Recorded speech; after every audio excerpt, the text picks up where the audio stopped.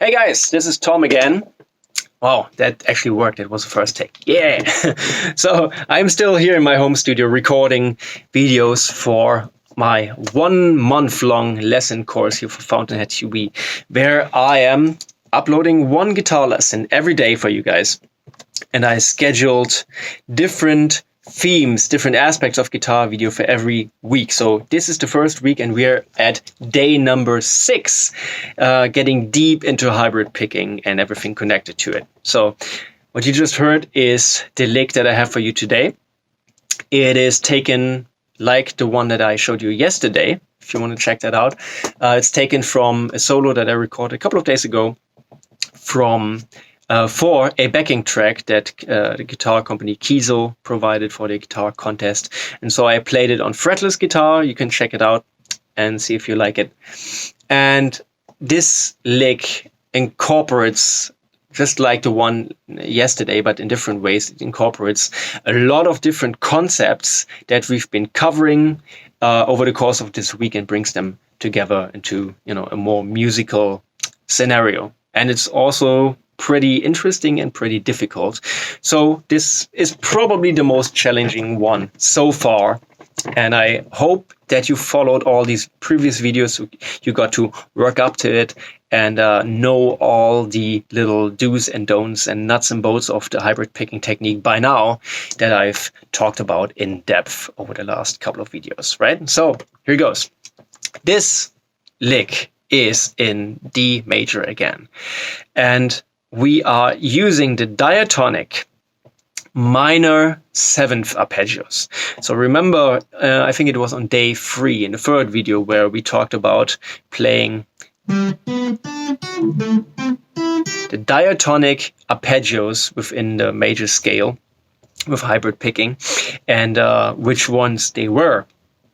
And so you hopefully remember or just know already that on the 2nd, 3rd, and 6th scale degree, if we build up thirds, then we get major 7th arpeggios. So this is what I'm doing in D major. On the 2nd degree, E, on the 3rd degree, F sharp, and on the 6th degree, B, I am playing D minor 7th arpeggios. So what I'm doing is, just like before, we are using hybrid picking in groups of 3. So 1 downstroke, 1 middle finger pluck, 1 right finger pluck. And remember when we did these 2 groups of 3 to cover all 6 strings, now we are doing a similar thing, always playing these groups of 3, but now we are moving up string by string. So we are sequencing, essentially, also something that we've covered in these lessons before. We are sequencing the arpeggio. Yeah, so 3 notes, 1, 2, 3, root, 3rd, 5th. And then we take the same approach, so the same moving up 3 notes thing, and just started from the 2nd note, from the 3rd. And then again, starting from the 3rd note, and so on, right? Sequencing it. Now, I want to play this in, straight 4/4, and I want to play it in 16th note triplets.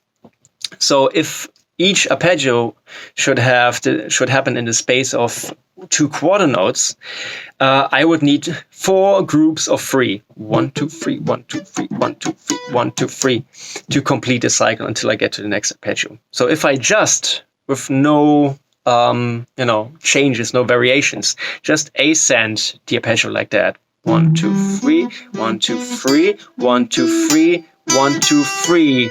Then the last one here, I need to switch techniques up between hybrid picking and legato. And then that becomes a bit of a problem because I want to get to this note next, and I would need my pinky for that. So that doesn't really work in my favor. So what I came up with is a variation on this that incorporates another instance of pedal tones, which we talked about extensively in the last couple of videos. But we had pedal tones in a pretty obvious way, you know, meaning that the pedal tone would be stationary for a long period of time. And then in the last one, we mixed it up, you know, every couple of 16th notes. So that was even a lot more busy already. So now here's a different way of using pedal tones. It's much more subtle. So what I will do is I will play the first sequence. And when we get to the second one, second group of 3, 1, 2, 3, the last one, the last note, instead of this E, which would be next, logically, I am playing the open B string, which doesn't really make sense harmonically because I'm already playing the B here, so I'm playing it twice. But you will see what it does when I continue to play the lick. So now 1, 2, 3, 1, 2, 3, 1, 2, 3. Now I'm playing, so I'm repeating the same set of strings, D, G, and B. And second time I'm playing the note I'm supposed to play. And fourth time. So this solves my problem in terms of the 4 groups of 3, because now 1, 2, 3, 2, 2, 3, 3, 2, 3, 4, 2, 3.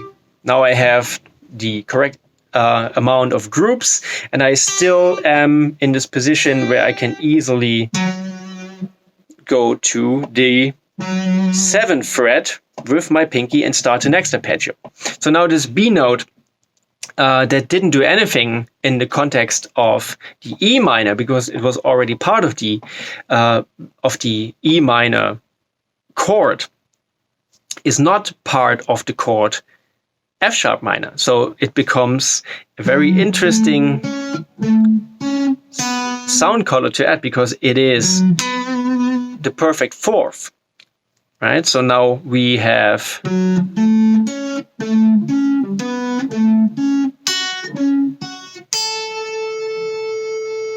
and it just creates a lot of harmonic excitement for this particular arpeggio. And so what you're beginning to see is that I'm using this pedal point very, very subtly. I am connecting different arpeggios with that one open note, which becomes a part of each of these arpeggios, but it plays a different role depending on which arpeggio you play, right? So that's, it's kind of the same concept that we talked about earlier, where we are moving little intervals around in relation to one open string. You know, giving us a different harmonic quality every time. Same thing here, but just really, really subtly, whatever. You are just inserting one 16th note triplet into these arpeggios. So one pedal point note among 12 16th note triplets. Very subtle, but you know, it's, if you play it right, it just adds that little, ooh, what's that? That's interesting, into you know, something that would otherwise harmonically be very standard. And so then we do the same thing on the B minor.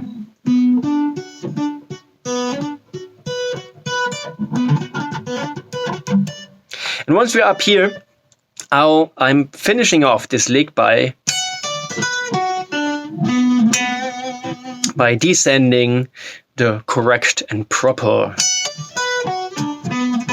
B minor arpeggio. And this is another concept that I wanted to talk to you guys about and really cover in these lessons, because hybrid picking has so many cool applications, such a great technique to use.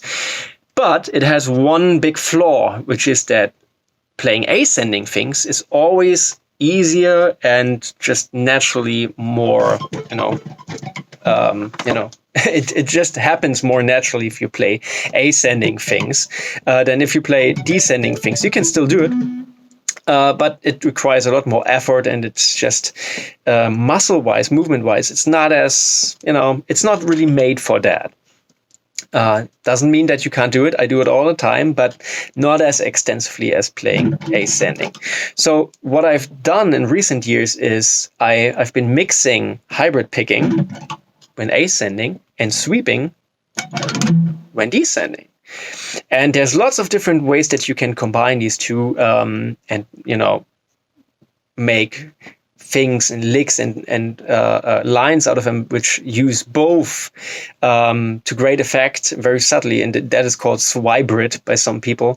And if that is something that you want to know more about, you would have to check out my instructional video at www.beyondthestrings.de, because there's a lot of that stuff being covered and explained. No, but for now, I just want to make you aware of that concept that while we are ascending, hybrid picking, we are now descending with good old sweeping. So this is your introduction into mixing these two techniques. Yeah, and that's basically it. We've got the pedal point, we've got the ascending groups of 3, which should be pretty much a no-brainer if you followed all the instructions up to today. We have these little harmonic flourishes, these harmonic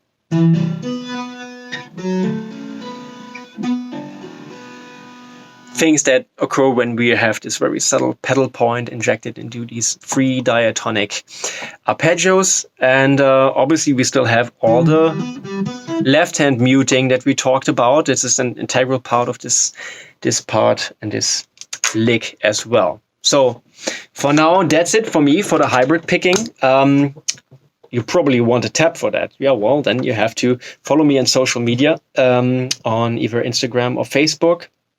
And I will be posting that, obviously, for all you guys. I'm also available for Skype lessons if you want to deepen this journey into hybrid picking, because there's lots of other stuff that you can do, loads more, boatloads more.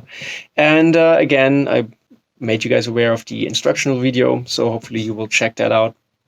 And please like and subscribe, forward these videos to a buddy of yours who's playing guitar, who may be finding this useful in his own development. Hopefully share it with people if you can. Do absolutely click the notification for more lessons, because every day new video, right? So tomorrow I will be not posting a new video, but I will be posting a clip going even further into hybrid picking from this instructional video, so you get a sense of that. The notification button's the most important thing, because otherwise the next couple of lessons will just be lost in the ether of YouTube for you, and then you will come running to me and say, hey, where's the videos? I thought you were doing more lessons like that. Yeah, well, you have to have a way to be notified, and that's it. Next week, we will be how do you say in English? We will be moving on to another topic. So no more hybrid picking, but we will be moving on to another area of guitar technique and guitar knowledge altogether. I'm not going to spoil it for you, but I am very sure you will find loads of things that you find interesting and it will be helpful. For now, that's it for me. Tom Fountainhead signing off. Have a great day. Peace.